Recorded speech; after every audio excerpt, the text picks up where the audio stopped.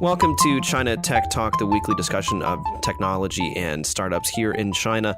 I am John Artman, editor-in-chief of technode.com, as always, joined by Matthew Brennan, founder of China Channel.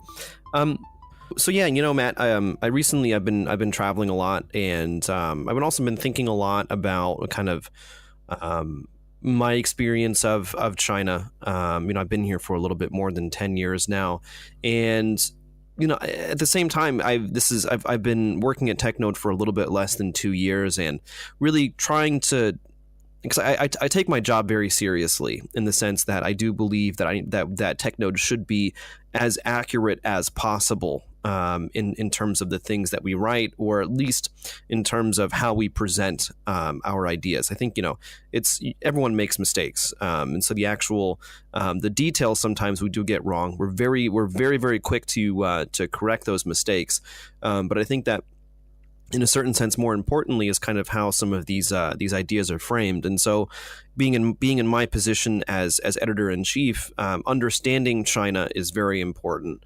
But then also kind of having a clear idea about how I think that that China should be portrayed is very important. So I've had a lot of kind of ideas kicking about in my head, and it finally all came together. When I was traveling since about December, traveling on and off, but then most recently when I was actually in Thailand, and things just kind of clicked in place, and I realized that I suddenly had words, or at least a framework of thinking, that I could finally put to paper and actually explicate. So that was a very interesting experience. Yeah. So you put together this article, right, John?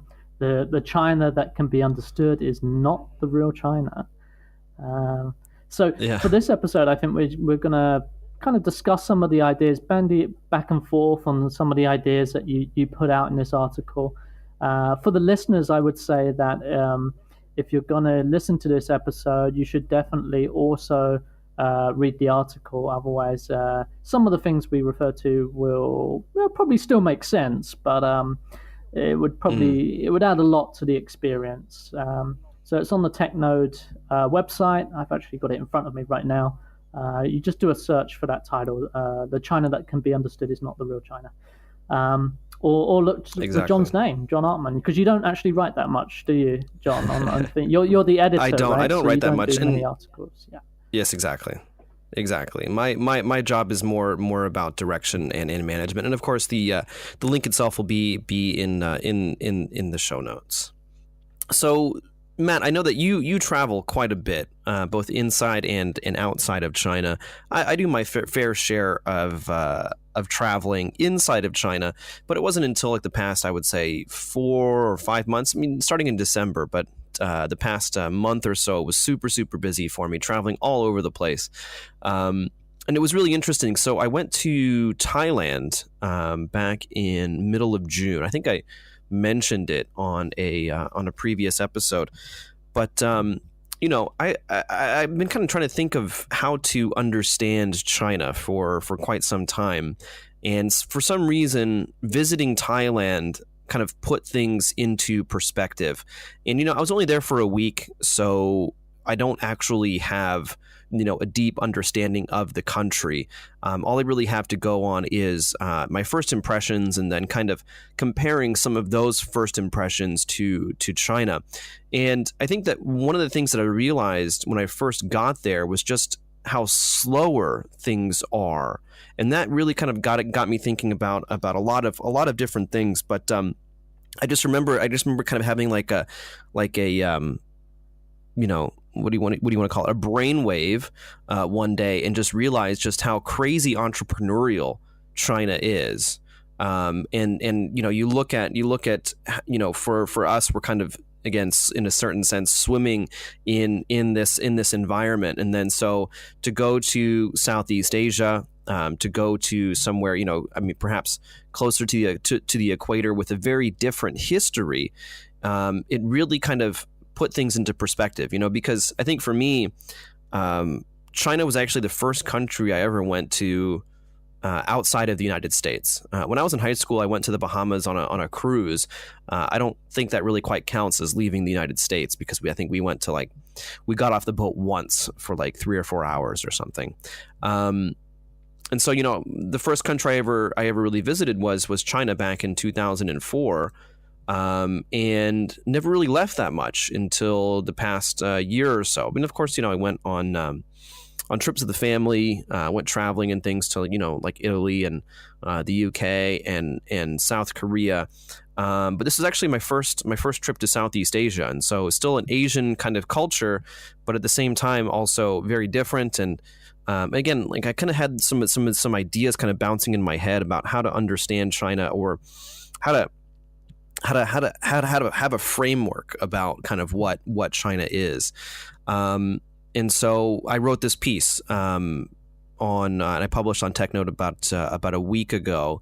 And I have to say it's been doing a lot better than I expected. I mean, it's not so much about tech necessarily, certainly informed by technology, but before we really kind of talk too much about that, I mean, when I say that Thailand isn't very entrepreneurial, I mean, is that something that you would agree with from what you've seen? Yeah, I'm in Thailand today. And we're recording from Thailand right now. I'm in Phuket, um, which is not a place. It's my second time here actually. So and I was here for work reasons, not really to enjoy the beach. I'm too Mm. pale to enjoy beaches, quite frankly. Um, You do burn easy. I'm very pale, and but yeah. So um, I would agree with you, John. I mean, Thailand, it's not. Thai people are blessed with a country that is just amazingly beautiful and very plentiful in resources like food literally grow. There's plenty of it's pretty easy to sustain yourself if you're a farmer in Thailand. There's plenty of fish around as well. There's plenty of everyone wants to come here. There's plenty of tourists, so there's always opportunities. I think without bringing in stereotypes, I've heard Thai people themselves describe saying, oh, we're too lazy. Life is too easy here.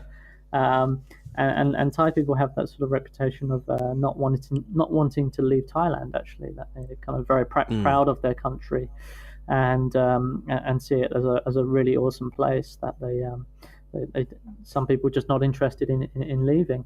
Um, Yeah. so I would compare that to China, where it's kind of a pressure cooker in many respects socially.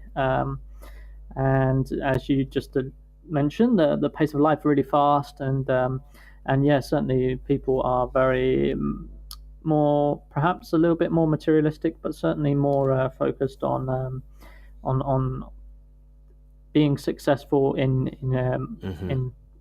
in monetary terms, and also people just very competitive. I guess Chinese people are incredibly Yeah. competitive. Yeah.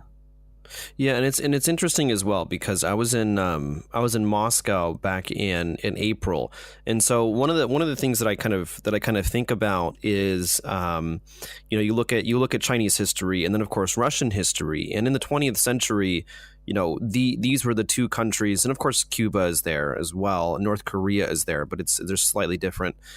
In that they haven't really Cuba and North Korea obviously haven't modernized, but with Russia and China have to a certain degree. And even in Russia, you don't see such levels of entrepreneurialism, if that's the way you say it. And so, what I was really trying to think about is, how much of it is recent history. So how much of it is that there was this period where things just got reset.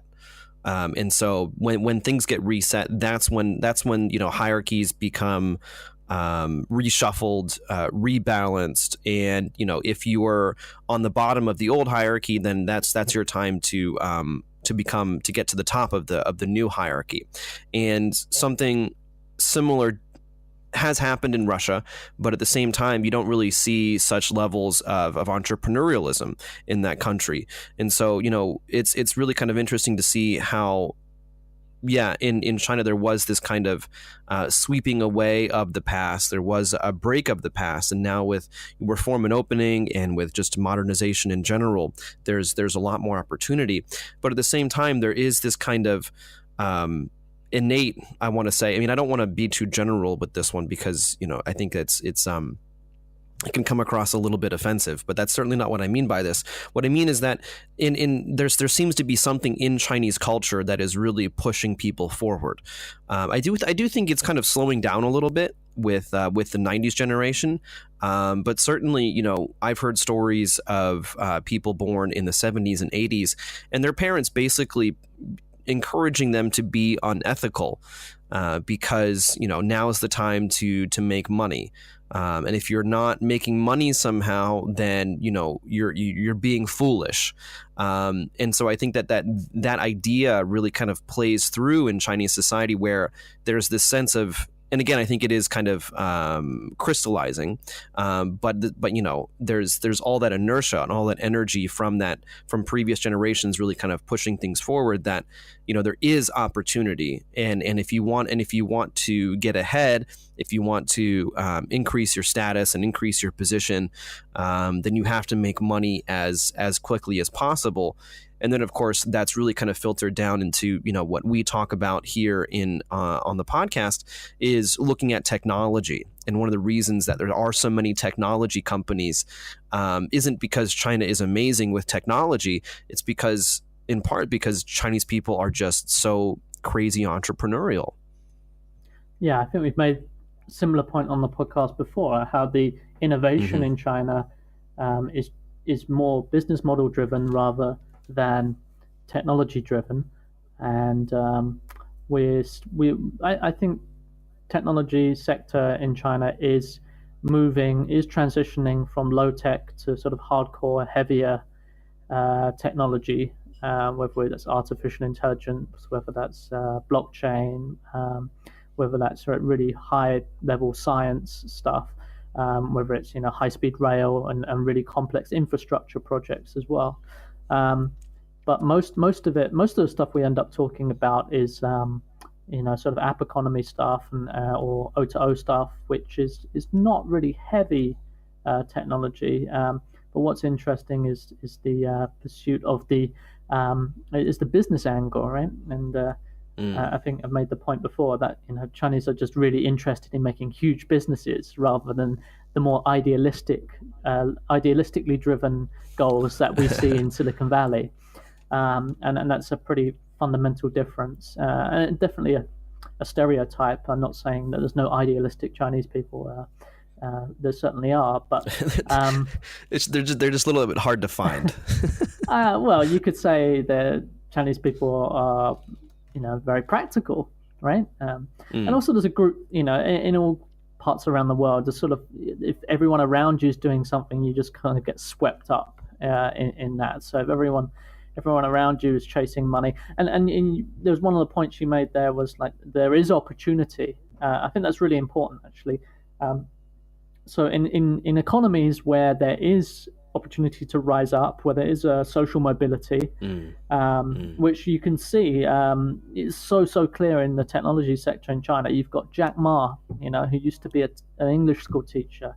You've got Richard Liu from Jingdong, who used to be his family is really poor, right? When he started off. So there's a couple of really awesome case studies of top level entrepreneurs who've risen up just through ability, and so in a society like that where there is there's been very fast growth and everyone knows that you can succeed and you can become wealthy. And in an economy like Russia, perhaps, which you used as the example before, maybe there's less opportunity. I'm not. There probably is still a lot of opportunity, but perhaps nowhere near as much as there is in China, where it's abundant. So that's important. If people don't see opportunity, and then even very smart, intelligent, and capable people won't put their skills and their intelligence to work because they'll become disillusioned. And And so that opportunity is created by historical factors, by economic factors, by political factors.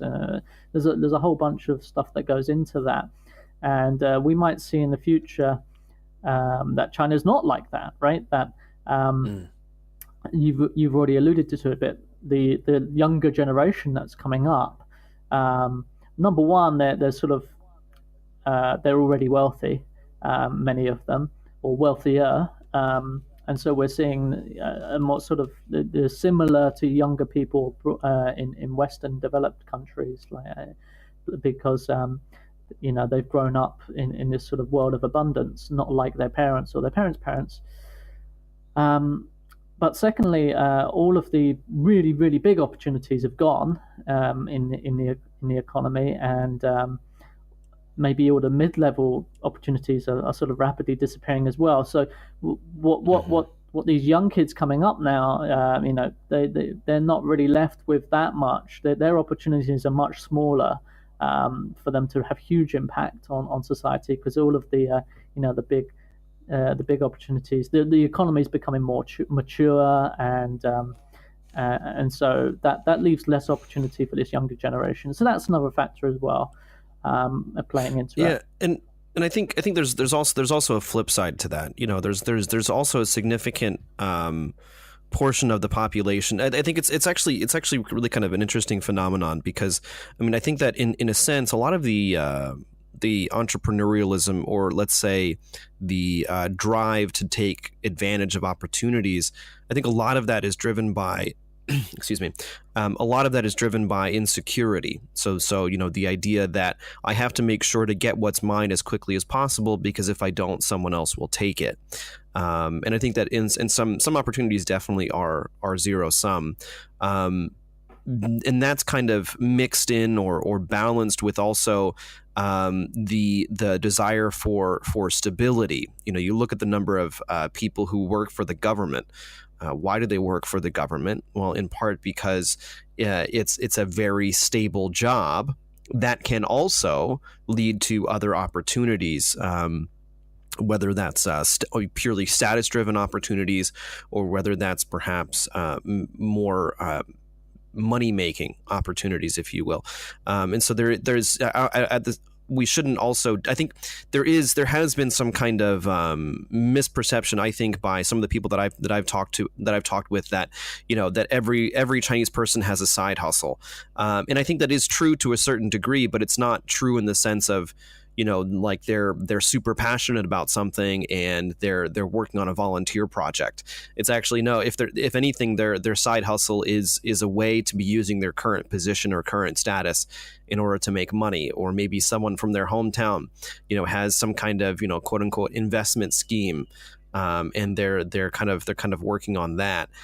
Certainly at when I was working at China Radio International, it was standard practice for both foreign staff and Chinese staff to use radio equipment for personal projects, and so I think that kind of thinking is very, very prevalent. So I wanted to kind of balance that out. It's not that everyone's out there starting their own business. It's more like there again, that recognition that there is opportunity, and you need to take advantage of it, or someone else will. And if you don't take advantage of it, then you're foolish. And so there's a lot of moonlighting. I would say there's more moonlighting perhaps than there is a number of businesses created. Obviously, I don't have any actual data on that. But I did want to go back to something that you mentioned a couple minutes ago, Matt, about wanting to create these big companies, and how that's juxtaposed to Silicon Valley, who are perhaps a bit more idealistic, or at the very least, we see a lot more microservices being developed. So, tools and platforms designed for specifically one purpose. Which I think is also changing to a certain degree, especially with Amazon. But it was interesting. So I was in Hong Kong last week for the Rise conference, and Kara Swisher was there, which was a little bit surprising, to be honest. I think the only person. So it's only my second year, but last year there wasn't anyone from Silicon Valley, or at least not from tech media. And so she was interviewing the co-founder of Grab. And it's one of those things where I think that on the one hand, I was a bit disappointed with her line of questioning. On the other hand, I can definitely understand it because she's coming from the Valley and maybe doesn't have enough time, or didn't take enough time to really study the landscape. But anyway, she's talking with the co-founder of Grab, who was making this big announcement about how they're expanding into food delivery, and they're expanding into O2O services, and they're going to build a wallet and things like that. And for me, of course, light bulb just goes off. They're copying the China model of just owning the entry point and then expanding from there. Of course, we've seen that specifically with WeChat. We've seen that more. We've seen that definitely with Alipay and Alibaba and what they're doing, creating these super platforms. But it was actually very difficult for Kara to understand this and really wrap her mind around it. She kept kind of, she's a good interviewer, so she didn't focus too much on this point.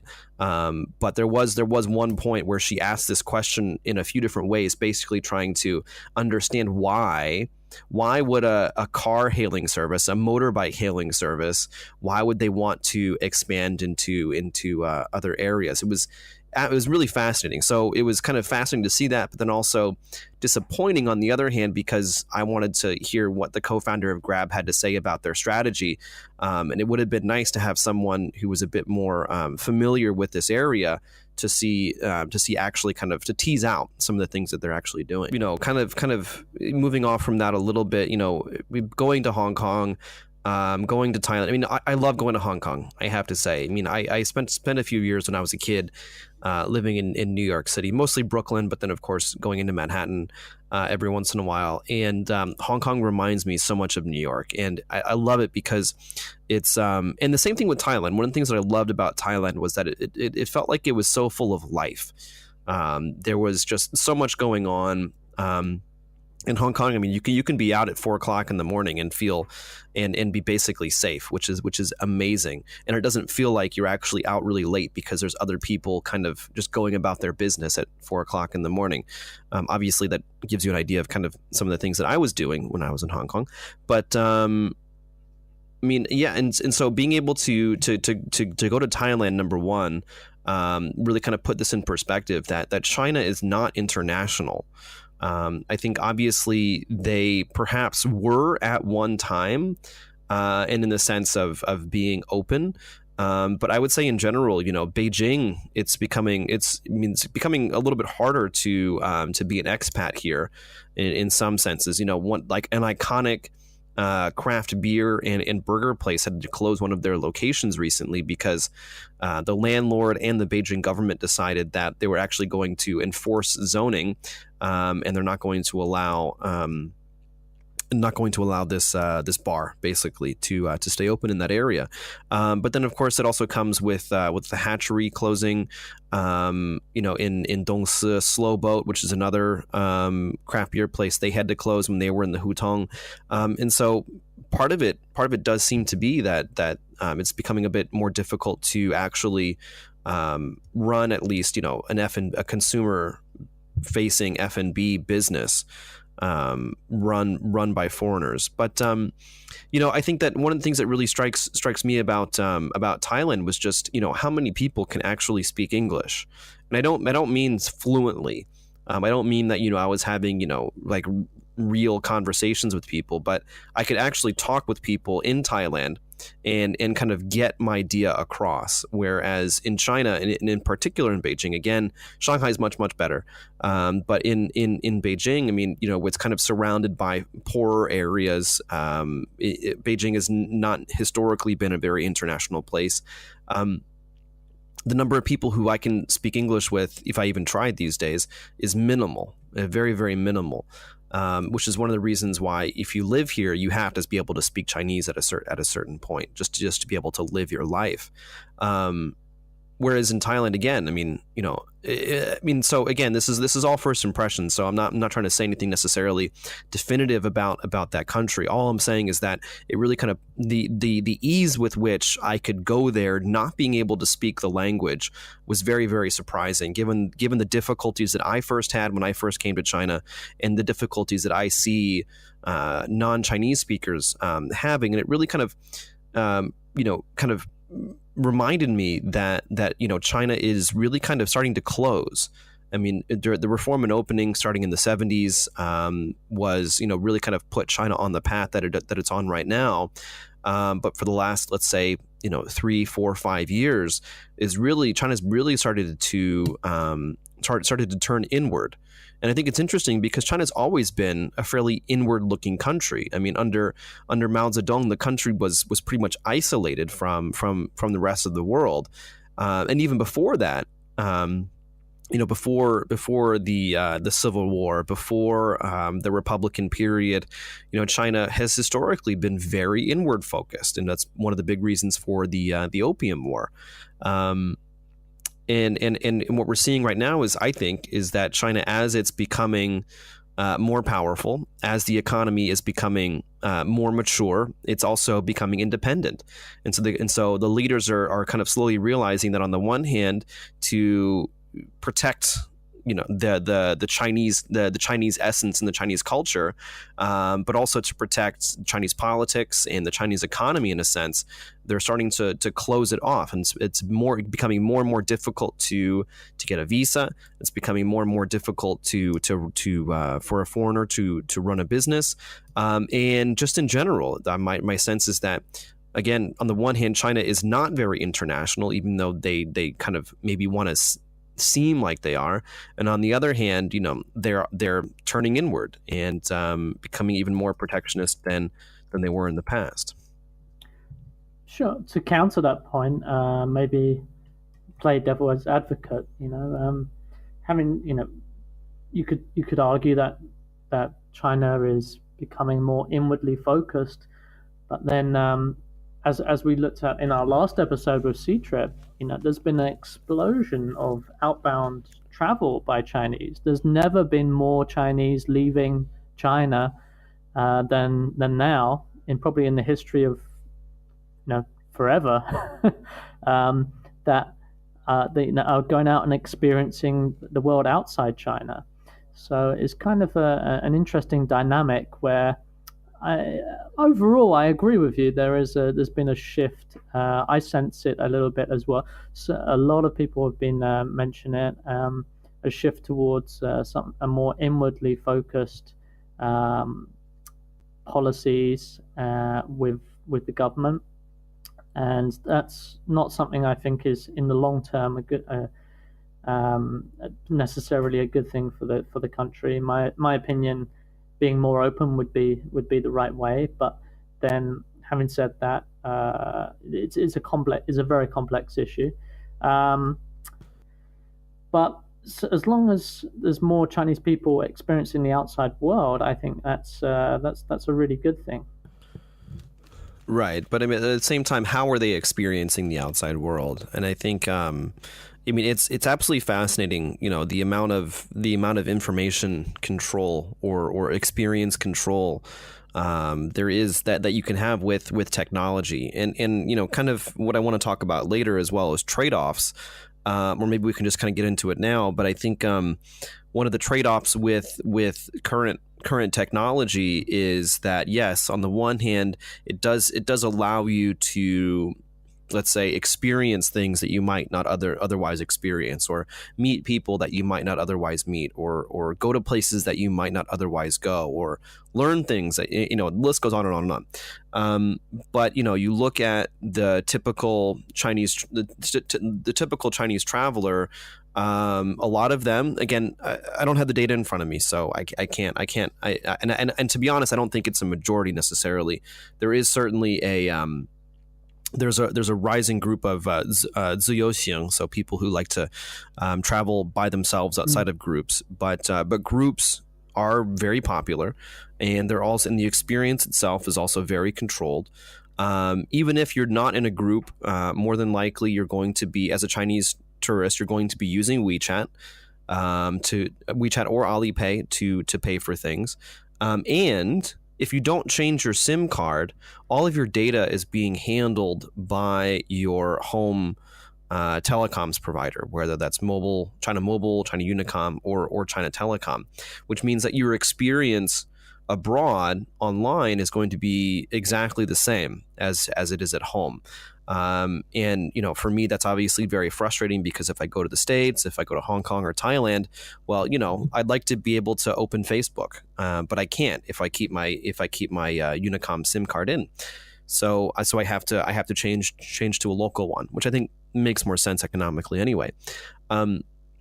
So I think that it is a bit of a double-edged sword in that sense, and it is a bit deceiving in a way as well, because China is becoming more open in that sense, in that people want to experience the outside world and they want to see what it's like and experience something new. But to what degree are they actually experiencing the country, and also to what degree are they actually able to understand the country as well? I mean, one of the points that I make in the piece that I wrote is that China is culturally chauvinistic. This idea that that China is special in some way. That the Chinese culture and the Chinese language is special in some way, and more special perhaps than other places is very, very prevalent. The number of times that people tell me that my Chinese is really good, it happens pretty much every time I open my mouth. If someone tells me that my Chinese is really good, why do they say that? Well, they say it because there's this assumption that Chinese is a difficult language. And why is the Chinese a difficult language? Well, because you have to be Chinese to understand it. And that's just not the case. Chinese, of course, is very different from English.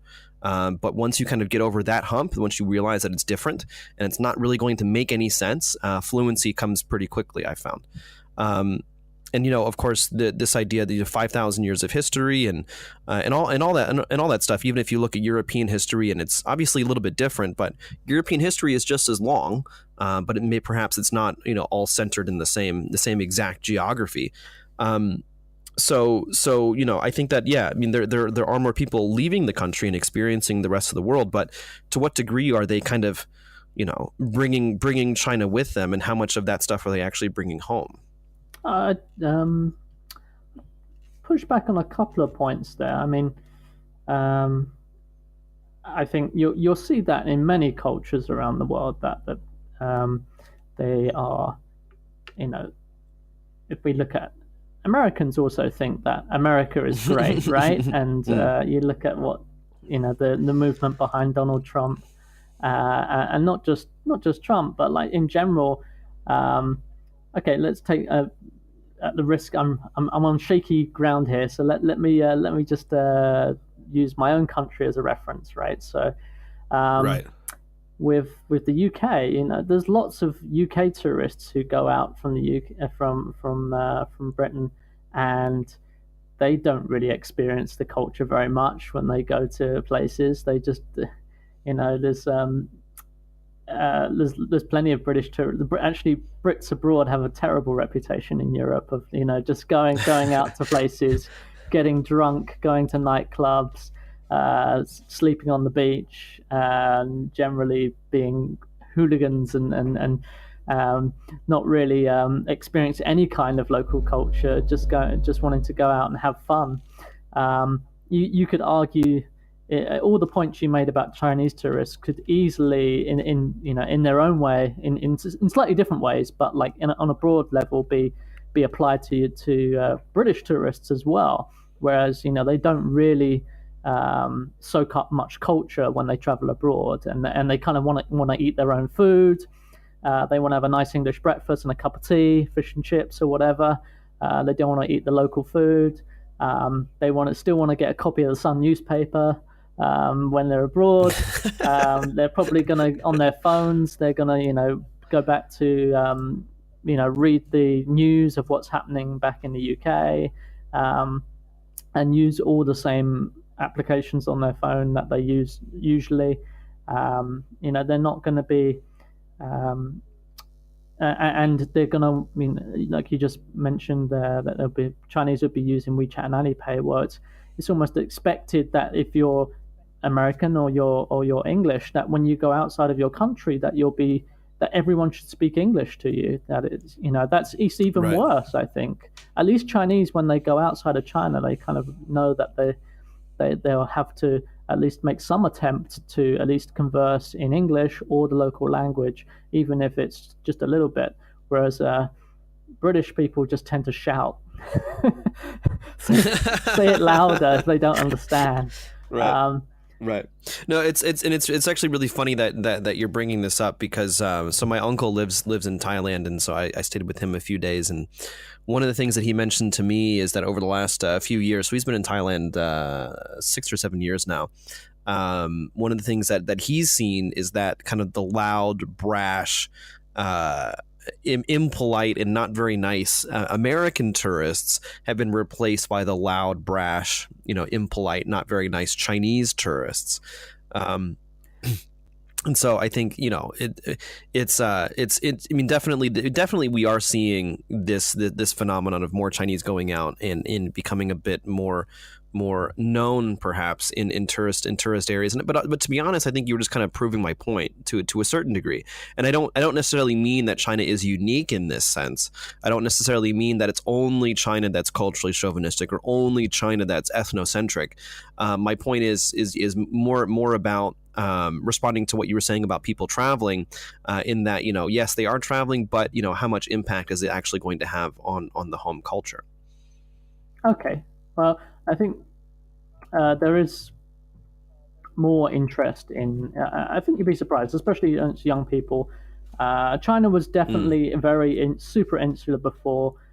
Yes, all of the points that you brought up are broadly correct. About how China's looking a bit more inward focused. They're very protective of their own culture. But having said that, I don't think awareness has ever been higher of like what's outside China culturally, especially mm, amongst young people. Young people, things like basketball culture, for example. It's quite common for young people in China to follow American basketball league, the NBA, and know the players yeah. there, and be very aware. Yeah, football as well. We just had the Yeah. World Cup, right? So the World Cup Yeah. fever swept China. People were betting on it like crazy. Everyone's talking about it. Yeah. They also put, China's not in the World Cup, and nobody cares that much. They still enjoy it, and they support their own countries. That's a great example of how things are overall more getting, still getting more and more international in terms of just because people's incomes are still going up. There's still this great, wonderful story of China's, this middle class being built of taking all of these hundreds of millions of people out of from the poverty line, and they're going up through the stages of wealth in order to become to a developed country. um, and that shift from poverty basically to being comfortable and being at a level of a developed country. There's a huge change in mindset that happens through people. It's not just a material change; it's also a mental change that happens.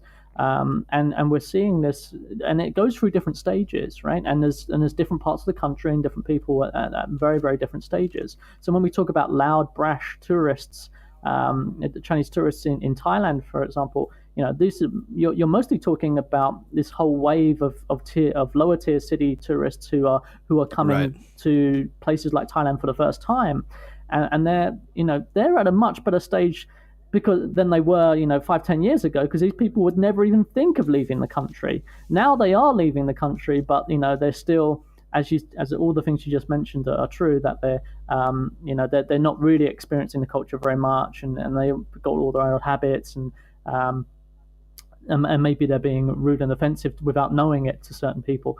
But they that group of people, once they've got tired of going to Thailand, they'll get a bit nuanced about where they want to go. And as we talked with Sea Trip last episode, there's Chinese people going to the North Pole now, or the South Pole, right? They want to actually travel to Antarctica as one of the largest growth areas for travel. So you've got these.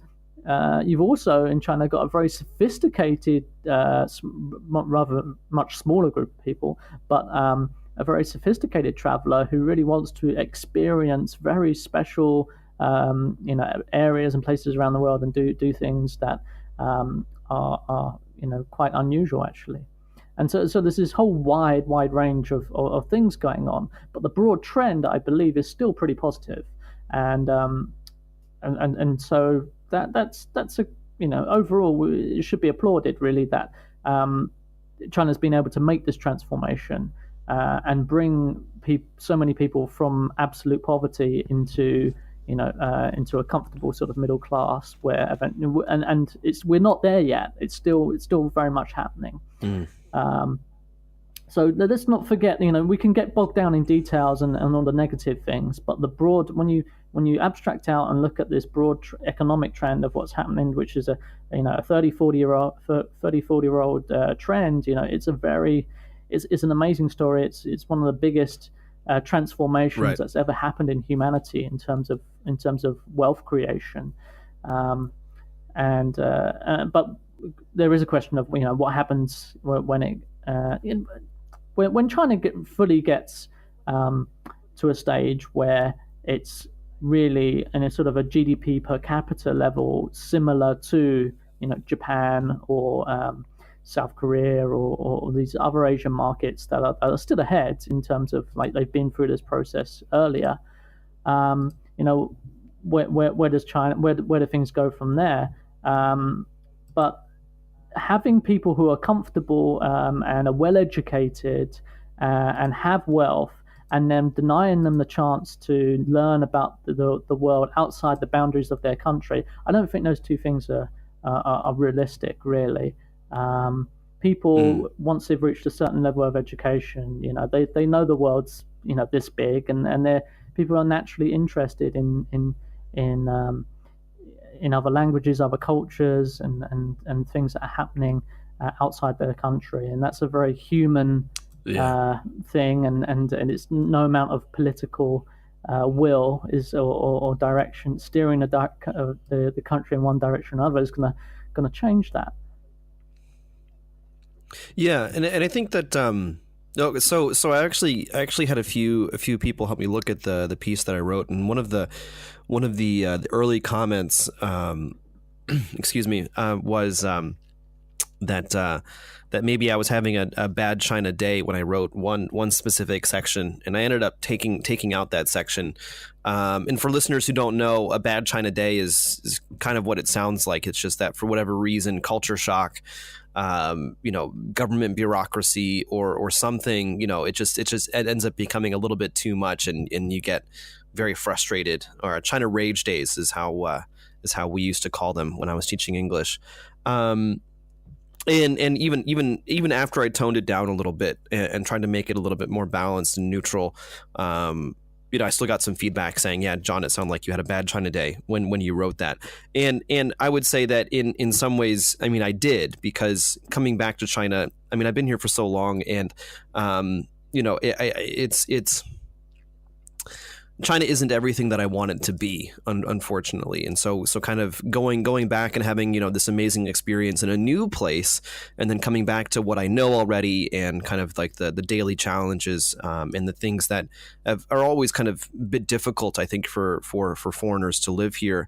And to be honest, I think I've adapted better than most, or let's say better than some. It's still quite difficult in some ways. So I do think that I'm glad that you're bringing up these positive points, because that's also one of the things that I think is important, and something that I do mention as well, is that China is not positive or negative in a certain sense. It's just it's very complicated, and I think that the best we can try to do is to understand it as best as possible, both the negative side and the positive side. And the problem that I have most of the time is that, it's very difficult for people to make nuanced statements about this country, and that's kind of one of the reasons why I wanted to write this as well, because it's kind of a way for me to work through some of building a kind of a framework for understanding the country. And so I certainly didn't mean it to be kind of a, I'm having a bad China day when I wrote it, but I think that's definitely kind of how it came across. Some of my frustrations with the country, and some of the big problems that I do see here. But I don't know. I mean, like, when we're looking at, more and more Chinese people going abroad, I mean, in general, of course, like you were saying, the whole China story, in a sense, is nothing but positive if you look at it on the very, very macro scale. I think the biggest question is, what's going to happen, once China does reach, GDP per capita that's on par with the rest of the developed world. What is that going to look like? And I think that one of the biggest things that I'm kind of struggling with, and I think that the entire world is going to be struggling with for the next, who knows how many decades, is that basically, Chinese values are very, very different from Western values. And so we have an entire, global system that's built upon the idea of free trade, the idea of human rights, the idea of we have the system built upon, some very fundamental Western values of human rights and individualism, and things like that, and the ability for free trade to and freedom of speech and all these things to really kind of unleash human potential, and the idea that unleashing human potential is a good in and of itself, is very Western, whereas in China you don't necessarily have those ideas. And it's really interesting because I think that in many ways, the Chinese ideal is basically, harmony among all beings, and harmony among all beings, or among all people in a society, does mean that you give up some of your rights, does mean that you give up some of your right to free speech. It does mean that, you give up some of your identity as an individual to make sure that the group or the country prospers. And so I think that those ideas are I wouldn't say fundamentally opposed, but there are some big differences and I think that, these ideas are going to become more and more prevalent on the global stage as China becomes more powerful, as people travel more, and in general just has a lot more influence. Yeah, we're coming out of a period where, for the past, since way back to Victorian era, the world has a sort of continuity up until recently, where the dominant superpower in the world during this whole period has been one which has been an English language speaking country. First, Britain during the sort of Victorian era, and then transitioning to America through the 20th century, where those two countries are really dominating the global agenda, and their language and culture and values has permeated a lot of the world, and has really become part of what we take as given. And as we don't even think about it really, it's the values of.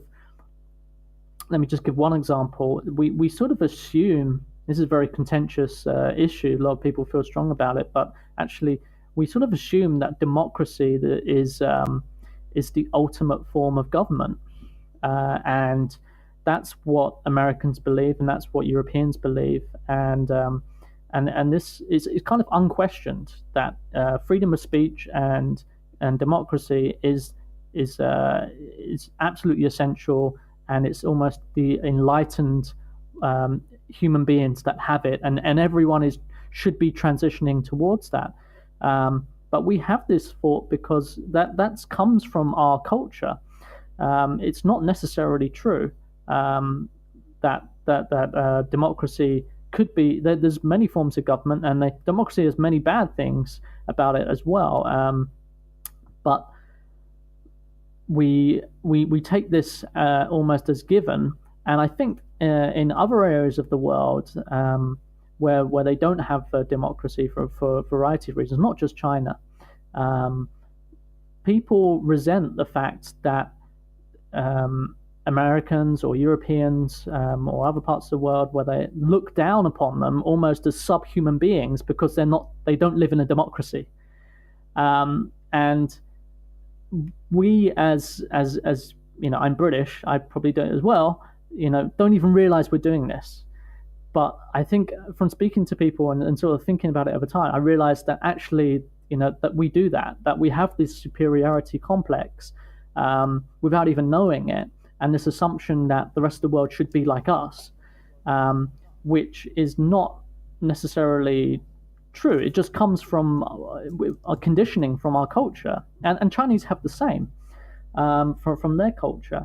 But before, because America was so dominant and Britain before it was so dominant, and we were so technologically, not just financially, but technologically superior to everyone else in the world, that it almost seemed that that was the correct way, right? When you're regardless of your politics or your form of government, if you're just technologically superior to everyone, it's kind of you get your way and it seems like you're right. Well, what happens if we have a situation in the future where China becomes more technologically superior to other countries in the world, but has a completely different form of government, which is looked down upon by by other parts of the world? We've never really seen that situation for, uh, in modern history. And I think that really is the key, which of course is why, or technology really is the key. Technological superiority, and I really do have to wonder. I would a pretty good guess that both the Chinese and American governments are very aware that technology is going to be the key to either, let's say, slowing China down from the U.S. standpoint of view, or from the Chinese point of view, speeding China up, or at least making sure that it is able to assume its rightful place in the world order. And that's I think that's what's kind of scary in a sense for the American government, especially. I mean, that's one of the reasons that they're being very one might say unreasonable about Chinese technology, ZTE and Huawei and a few more. I think that this idea that Huawei, for example, is could potentially spy on Americans. I mean, maybe that's true, maybe that's not. I mean, I have people who know a lot more than I do saying it would be almost impossible for them to do so. But at this point, it all feels very up in the air. But then, of course, the same is true for American technology, and and it's kind of funny to see how the U.S. is kind of really blocking itself out of China in a lot of ways. But that's kind of what it all comes down to is who's going to be able to create or impose or maintain their values. And I think that basically what we're going through right now is everyone's trying to make room for China, which is why I think it's really important, what you do, Matt, educating people about Chinese social networks and how to understand Chinese people from a consumer kind of marketing point of view. But then also, what we do at TechNode, what Sup China does, for example, what Ratty China does, and then of course what we do with this podcast is really enable people to understand, or at least try to enable people to understand what's happening here. And I think it's really interesting for me because, again, I keep saying this. But I've been here for a little bit over 10 years now, and it feels like there's some distinct phases in my kind of understanding of China. And this piece that I wrote recently was kind of a marker that I've kind of like I've finished a certain stage, and come to a certain understanding of what China is and what China is not. And number one, of course, it's very complicated. So anything that you, Matt, say about it, or that I say about it, or that anyone else says about it is only partial. And I really, really hate it when people, talk in absolute terms about what's happening here, because it's complicated and it's messy. Just because there's facial recognition everywhere doesn't mean it always works, for example. But then also, kind of trying to figure out, how we can understand what this country is, and what it all means, and how it's going to fit in, I think is really going to be the biggest question of the next few decades. Yeah, totally. So this article gave you some closure, did it? Yeah. I think so. Yeah, I think so. So all of our listeners should go and read it, right? Well, it's one of I don't write very often. I'm much more of a spoken word person. But like I said, this is something that's kind of been in my head for a while. Nietzsche talks about ideas, kind of writing ideas is kind of like giving birth, and I think that it was kind of something gestating for quite some time. It was an easier birth than expected, but still, it feels like something is kind of out there now. And that's what's really kind of cool about writing and speaking, of course, is that once you kind of get it out of your head, then you can kind of examine it. And of course, I think that, Matt, as you were pointing out, and other people have pointed out to me as well, there are some holes in my logic, and as well as some things that I just kind of overlooked. But in general, I feel like it's fairly representative of my thinking right now. Yeah, I can appreciate that. So I'm midway through putting together a book, and yeah, it really is like giving birth for sure. It's painful. Well, of course, right. Speaking as men who've never actually given birth. Yeah, true. Very true. I kind of was with my wife when she did give birth up until quite late, but I didn't really experience. Yeah, it's not quite the same, is it? Right. But yeah, it's certainly putting ideas onto paper, and it forces you to have actually a lot more discipline about Exactly. actually your clarity in your thinking.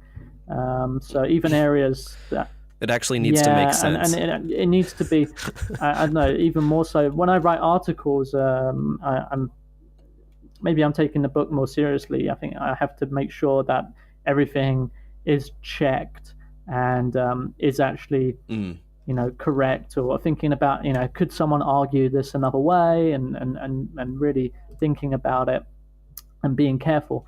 Yeah, it's a long process. So Matt, that's about all the time that I think we want to spend on this specific episode. First of all, Matt, thanks for indulging me on this one. It's a bit different from what we usually do. Obviously, we're not looking at any specific data or necessarily at any specific trends, in like, at least not diving deep into any specific trends. But I do think being able to talk about these things, I think is really important. And of course, we didn't talk so much about technology, but I do think that having a broader understanding of kind of what's going on here and what it all means is very important to also understand some of the more specific things that we talk about more often. Yeah, not much technology in this one, but a lot of China. If you enjoyed this episode, we'd really appreciate it if you left us a review on iTunes, or if you're on Pocket Cast or Overcast, you can tap on that star button and it will recommend this episode to your network.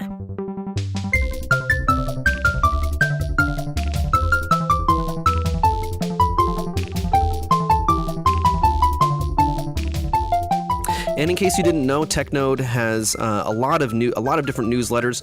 We've got ones that go out every day, ones that go out 3 times a week, and then of course we have our weekend briefing and our weekly features as well. So if you're not signed up to our newsletters, make sure you go to technode.com/newsletters.